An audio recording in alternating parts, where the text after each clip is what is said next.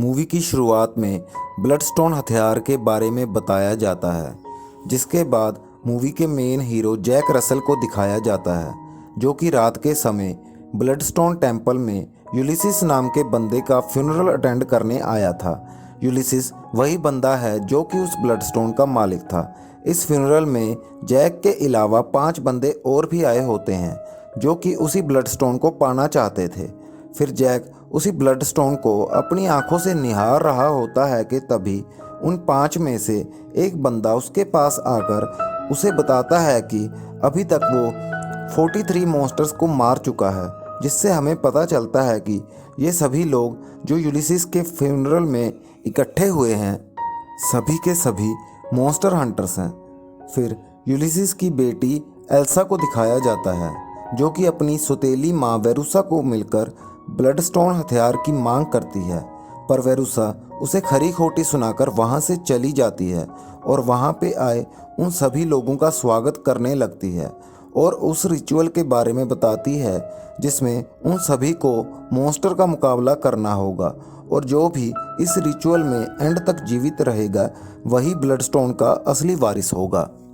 फिर उन सभी में रिचुअल के मुताबिक पर्ची निकाली जाती है, जिसमें से सबसे पहला नंबर जैक का निकलता है और उसे मंदिर का दरवाज़ा खोलकर जंगल में छोड़ दिया जाता है, जहां से होते हुए वो एक ऊंची ऊंची दीवारों वाली भूल भुलैया में पहुंच जाता है, जहां उस मॉन्स्टर की गड़गड़ाहट भी सुनाई दे रही होती है। वहीं बाकी के मॉन्स्टर हंटर्स को दिखाया जाता है, जो भी उसी भूल भुलैया में एक दूसरे से बचकर उस मॉन्स्टर को ढूंढ रहे होते हैं कि तभी एल्सा और जैक एक दूसरे के सामने आ जाते हैं और जैक उसे कहता है कि हम दोनों एक दूसरे को बिना नुकसान पहुंचाए अपने अपने रास्ते पर जा सकते हैं। इस बात पर एल्सा कुछ रिएक्ट कर पाती कि पीछे से जोवन नाम का बंदा उन पर हमला कर देता है, जिसे एल्सा 2-4 बढ़िया से फटके देकर वहाँ से चली जाती है। फिर वो आगे बढ़ ही रही होती है कि उसे मॉन्स्टर के पैरों के निशान दिखाई देते हैं और उसी समय एक चाइनीज़ मॉन्स्टर हंटर उस पर अचानक से ही हमला कर देता है, पर एल्सा अपनी कुल्हाड़ी से उसका हाथ काट देती है और उसके कटे हुए हाथ से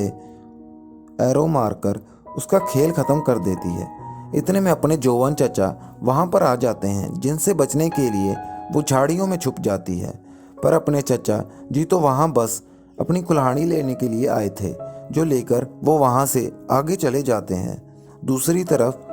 जैक को वो मॉन्स्टर पकड़ लेता है और यहाँ हमें पता चलता है कि जैक और मॉन्स्टर पहले से ही एक दूसरे को जानते हैं और दोस्त हैं। पीछे से बिली मॉन्स्टर हंटर उनकी बातें सुन रहा होता है, जो जैक पर हमला कर देता है, जिससे बचने के लिए जैक एक कमरे में घुस जाता है, जहां पहले से ही एल्सा मौजूद होती है, जो अपनी चोट पर पट्टी बांध रही होती है। वो जैक को कमरे का दरवाज़ा ना बंद करने के लिए कहती है, पर तब तक जैक दरवाजे को बंद कर चुका होता है, जिससे दरवाज़ा अटक जाता है और दोनों अंदर ही फंस जाते हैं। जैक की लाख कोशिशें करने के बाद भी दरवाज़ा नहीं खुलता। फिर दोनों एक दूसरे का हाल चाल पूछते हैं। जब जैक का ध्यान एल्सा की चोट पर जाता है तो वो उसकी मदद करने के लिए आगे बढ़ता है, पर एल्सा मना कर देती है। पर फिर भी जैक उसे चोट पर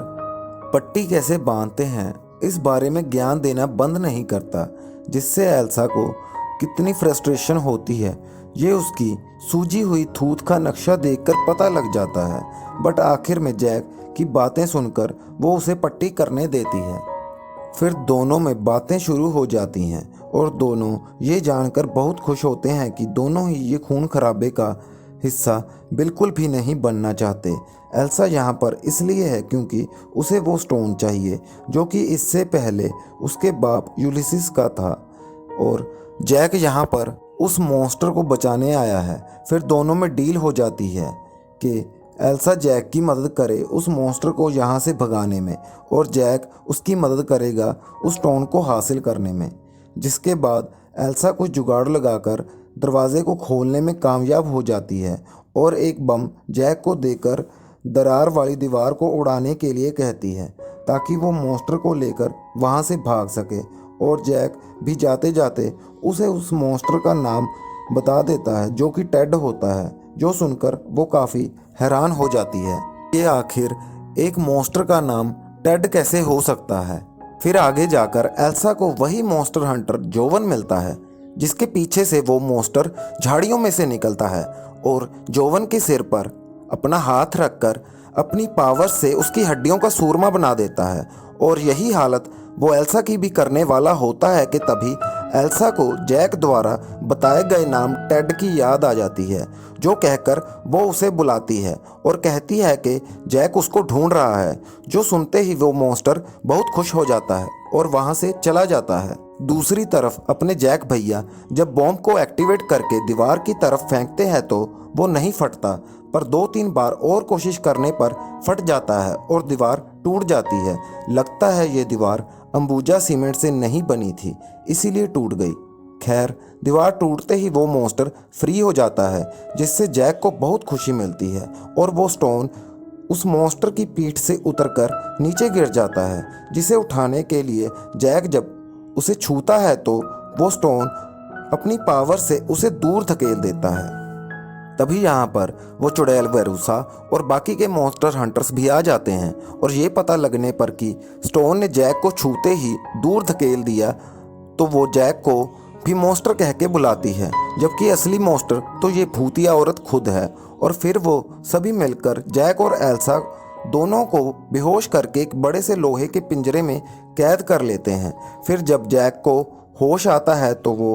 एल्सा को पिंजरे के एक कोने में डर के बैठे हुई देखकर कहता है कि उसे घबराने की ज़रूरत नहीं है, क्योंकि वो एक अच्छा इंसान है और सिर्फ फुल मून के दिन ही वेयरवुल्फ में ट्रांसफॉर्म होता है। बट एल्सा उससे इसलिए डर रही होती है क्योंकि ब्लड स्टोन उसे सिर्फ 5 सेकंड में ही ट्रांसफॉर्म कर देगा और भेड़िया बनने के बाद तो वो उसे पहचानेगा भी नहीं। ये सुनते ही जैक घबरा जाता है और उसे सूंघने लग जाता है ताकि भेड़िया बनने के बाद भी वो एल्सा की गंध ना भूल सके। पर एल्सा की घबराहट फिर भी कम नहीं होती। वैसे भी हम सोच सकते हैं कि उस समय बेचारी पर क्या बीत रही होगी। यहाँ पर दोनों के बीच पूरा एक टेंस्ड माहौल बनते हुए दिखाई दे रहा है, पर फिर भी जैक जितना हो सके उसे कंफर्ट करने की कोशिश कर रहा था।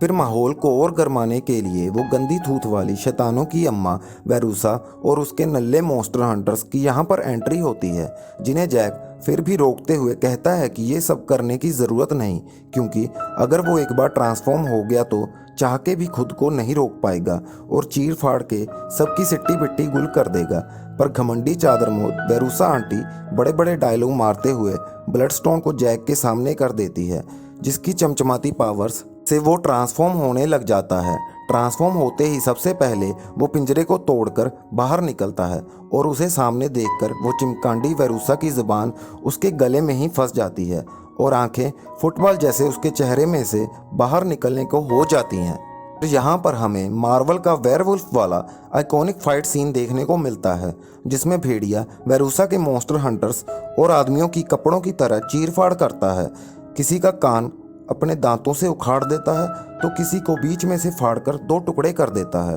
फिर चुड़ैल वेरूसा उस पर ब्लडस्टोन की मदद से काबू पाने की कोशिश कर ही रही होती है कि तभी पीछे से एल्सा रस्सी से खींचकर उसे झटका देती है, जिससे वेरूसा वहीं हवा में कला मुंडी खा के नीचे गिर जाती है और उसकी उबली हुई थूत जैसी शक्ल फूट जाती है। फिर एल्सा ब्लडस्टोन उठाकर जब जैक की तरफ बढ़ती है तो एक बार तो जैक उस पर हमला करने के लिए आता है, पर फिर हवा में कूदी लगाकर वहां से चला जाता है और पीछे से जब वो उबली हुई अंडी उठकर एल्सा के सामने बकर बकर करने लग जाती है तो पता नहीं कहां से अपने टेड वाले मॉन्स्टर भैया छत फाड़कर प्रकट हो जाते हैं और वेरूसा चाची का बकर बकर करने वाला मुंह उसकी बॉडी से अलग करके शरीर का पाउडर बना देते हैं। मौके की नज़ाकत को देखते हुए थाली का बैंगन बटलर, जो कि थोड़ी देर पहले वेरूसा के साथ मिलकर एल्सा को मारने की कोशिश कर रहा था, वो एल्सा को नई मालकिन बना लेता है और एल्सा भी उसे सारी जगह की सफाई करने का ऑर्डर देकर आराम से सोफे पर बैठ जाती है और दूसरी तरफ अपने टेड मॉन्स्टर जी जैक को कॉफ़ी बनाकर पिलाते हैं और यहाँ ये मूवी ख़त्म हो जाती है। अगर आप लोगों को मेरा काम अच्छा लगा हो तो प्लीज़ वीडियो को लाइक और चैनल को सब्सक्राइब ज़रूर कर देना।